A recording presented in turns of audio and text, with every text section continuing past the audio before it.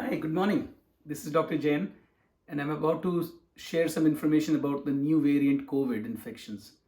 The reason for this video is there's a lot of misinformation out there, and new information also keeps becoming old very quickly. As you know, there's more and more data coming out. Again, predominantly, this informational video is for our staff, so you can answer our patients' questions better, and you don't have to go around reading 10 sources to find this information. I've made some notes of my own as well, so I'll try and cover all of those patient questions. And again, if you feel like this is information that you want to share with somebody, go ahead and do it. I'm okay with this.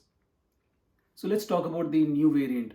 First of all, people come in with questions like, oh, with the new variant, am I at risk? I got the vaccine. Or is the test going to pick up the new variant? Or I have antibodies from COVID. Am I protected from the new variant?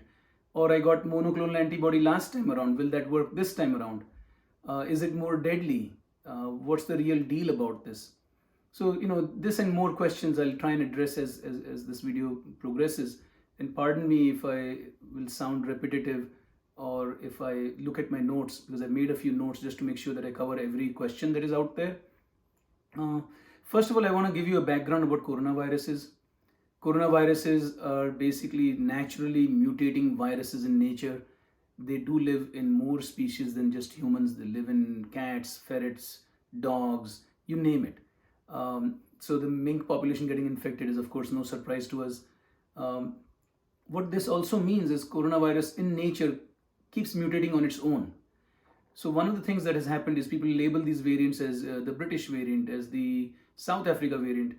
As you would know, these people never traveled to South Africa, but they had the South Africa variant. How is that possible? Well, that's the nature of the disease.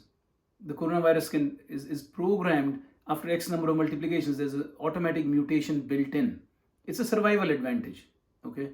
Because it has to figure out a way to survive in species. And the more mutations it does, it figures out which species will actually predominate.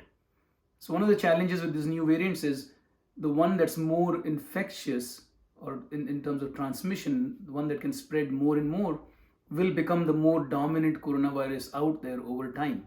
It's just what is. So let's talk about more about this new variant. And particularly in terms of one of the concepts that I want to clear up is people think about transmission and deadliness together. It doesn't work that way. If you're an infectious agent and you infect a host, if you kill the host, it's dead end. You're not going to get transmitted to anybody else. So it's almost the opposite. The more transmissible an infection is, the less virulent usually it is, the less deadly it is. However, here we go again. This is a virus that we've never faced before. These particular mutations in these viruses actually are making them more deadly. It's very puzzling, but that's the fact out there. So not only has this virus crossed multiple species in a very short span of time, it's also changing in the sense that if it becomes more transmissible, it becomes more deadly. And we know that in the case of the British variant as well as possibly the South Africa variant, and I'll talk to you about those as well. In terms of what's the global risk? I mean, is this disease ever going to go away? I don't think so. We will just have to make do with this. It's our destiny. We'll live with COVID as friends do, as neighbors do, and even occasionally we'll tolerate our neighbor's nuisance. That's what we'll have to do. We'll have multiple vaccines, multiple doses, and it'll keep changing, and this is just the way things are as far as I can see, maybe till 2023. Will things change after that? Maybe, I don't know. As I've said before, the real deal is having a drug that kills the virus, and we don't have any as of yet that actually clears up the virus like Tamiflu does for flu. So that's just the best case scenario, that we live with it as friends. What's the worst case scenario? I think personally, it's my personal opinion, humans are at risk for mass extinction with this virus. And I might be the pessimist out there, sounding like a pessimist. I'm not. It's just how I feel. We are up against an invisible enemy that mutates very fast, faster than we can even make the vaccines.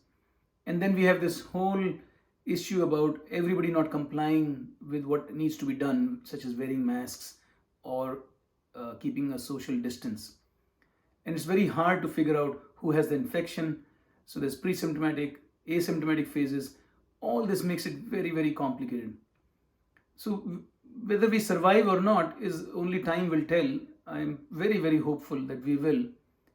But this discussion is more about the new variant, so let's get back to that.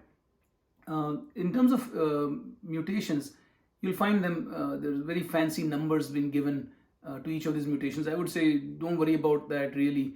What you really need to know is how do these mutations actually affect us. So as long as the virus mutates in other areas apart from the spike protein, it's not a big deal, because the spike protein is the key that unlocks our cells and gets in. So if it's a better fit and a better key, it makes it worse for us. And unfortunately, the British variant and the South Africa variant we're talking about today, the key is a better key. So that's why it's more infectious and more deadly.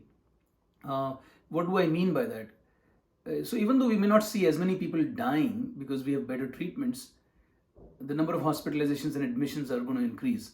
In fact, if you recall, 60% of all infections in London were from the new variant.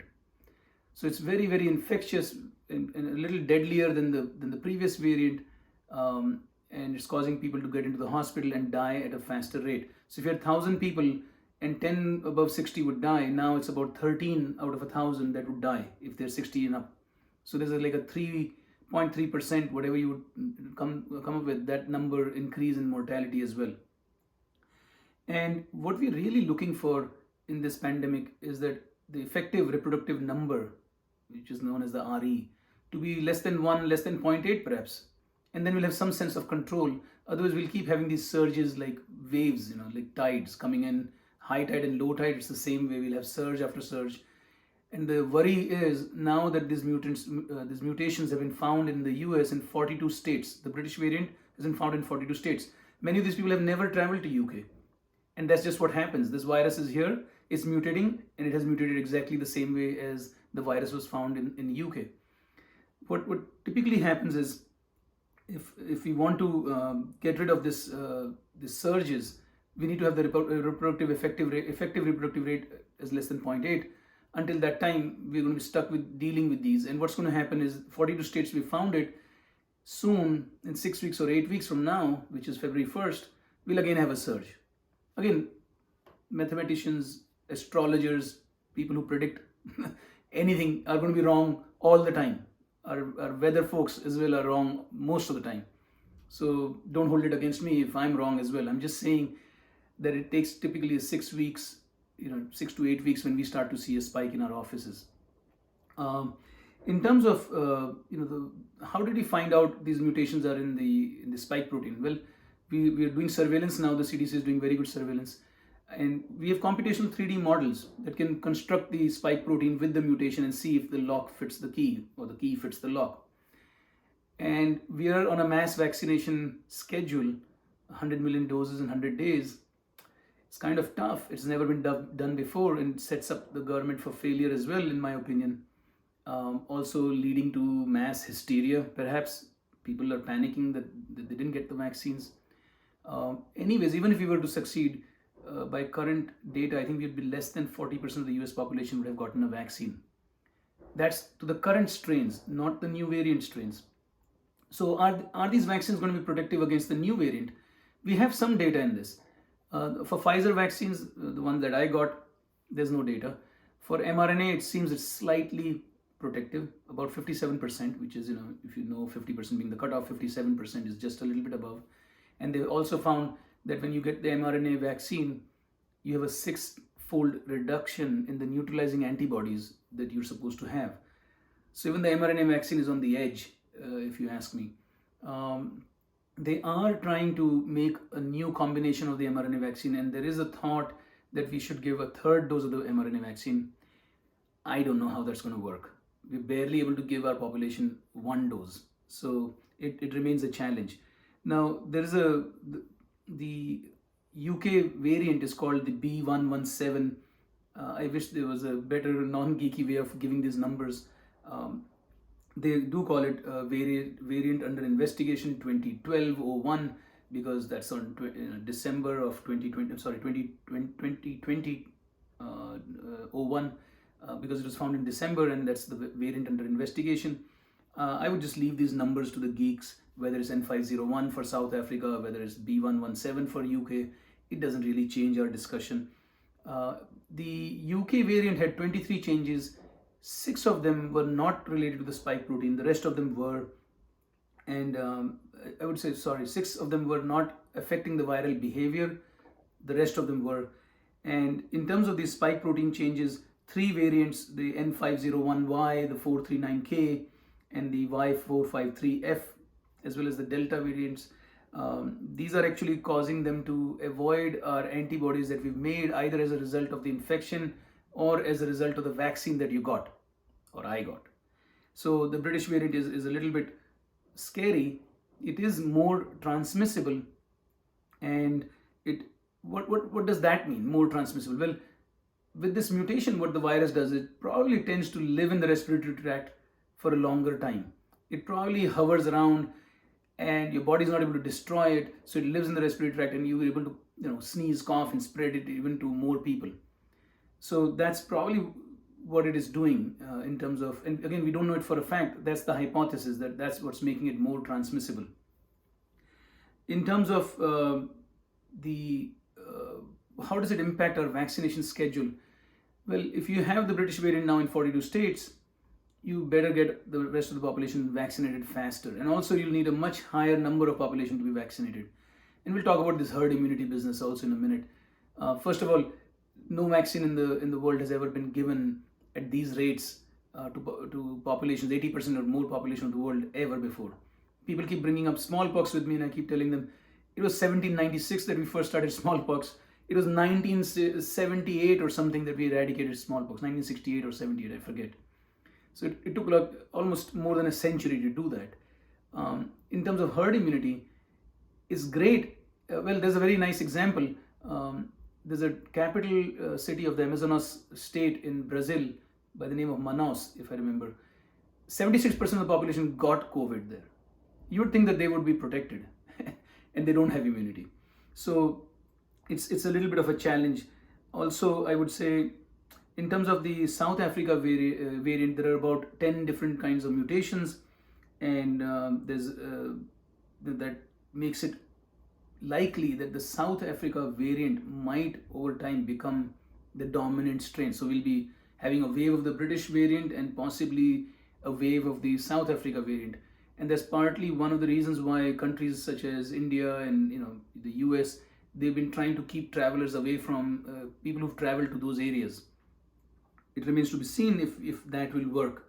In terms of treatment and tests, the question is, will I be able to diagnose using the same test, the COVID infection? Yes, the answer is yes. If the question is, would my antibodies from the natural infection work? The answer is most likely not. They are expected to work in such a way that you won't have severe COVID. You might not end up in the hospital. It remains to be seen, but it looks like you might still get between mild to moderate disease. In terms of, can I get monoclonal antibody for these new variants? Well, the Eli Lilly drug that is a monoclonal, which means one antibody in that medicine, that won't work because it's specific against the current coronavirus strain. What about Regeneron? Well, Regeneron has 2. It's a cocktail. It may work. We just don't know. The other question that I get asked is, how about the antibodies from the vaccine? Again, that remains to be seen. As I mentioned, Moderna 57%, Pfizer unknown. There's a very interesting data coming out. So when drug companies studied people in the US when they gave the vaccines versus when they studied them in South Africa, they found a difference, and that's what's led to them looking at this very carefully. So in Novavax, they studied the efficacy of this vaccine in HIV individuals, and they found it was only at 60%. Johnson & Johnson studied it in South Africa, again only 57%, whereas in the US it was 72%. But now we know there's a variant there that is resistant. In terms of would a prior COVID infection make you perhaps partially resistant or completely resistant? We don't know. Perhaps you may be partially resistant at best. However, there is no protection that we can guarantee you against a reinfection. So you could get coronavirus infection 1, 2, 3. Yep, it's been studied. Cases were reported last year in May and June, if I remember, in China and a lot of other countries. I personally know of residents, somebody shared with me, a physician, residents who've gotten a reinfection. They got the first wave infection in March, and then again towards the end of last year they got it again. And these are doctors that work in hospitals taking care of sick patients. Going back to the question about herd immunity, if you remember, whooping cough, the vaccine actually prevents the serious disease from happening. In terms of measles, the vaccine prevents the spread of the disease from happening. So different vaccines work differently. Our goal is to prevent spread and prevent disease. And unfortunately, the current vaccines may do one or the other. We have not yet seen a vaccine that will do both. The AstraZeneca vaccine, for example, is only 60% effective at preventing spread. mRNA is slightly better, which is the Moderna vaccine. Again, it's not enough to reach the threshold that we talk about in terms of herd immunity. And I think that pretty much summarizes our discussion about the new variant and the myths around it. A friend of mine actually told me this. He says there's so much disinformation, and partly you guys are responsible because you guys don't make videos or circulate the right information to the right populations. We were discussing about how poor adoption there is in terms of vaccines in colored people, immigrant communities, and elderly. I mean, you'd be surprised how many elderly have questioned me about this vaccine. And I'm somebody who gives flu shots every year, and I've never had so many questions being asked about the vaccines as this year. So I hope this was helpful. I will update with another video if needed at a future date. I think I tried to cover as many things as I could, and I'm just going through my notes here. If there's any other questions, please do feel free to reach me.